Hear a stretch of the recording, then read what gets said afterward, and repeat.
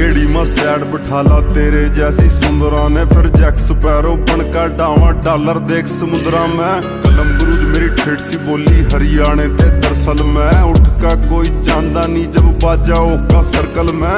1 lakh dollar की गाड़ी तेरे यार के नीचे है, आगे बढ़ने वाले ते सारी दुनिया सदायो खींचा है। 1 लाख डॉलर की गाड़ी तेरे यार के नीचे है, आगे बढ़ने वाले ते सारी दुनिया सदायो खींचा है। वैसे अपने बोलू तो मगर हरियाणा में गाड़ प्यार तो क्या करे, जब छो मारे ना जिप मारा करे गाड़ ना बक्या करे। मारी रीस तू के करेगी हम देसी बालक, देसी बालक गामा के हम, देसी बालक गामा के।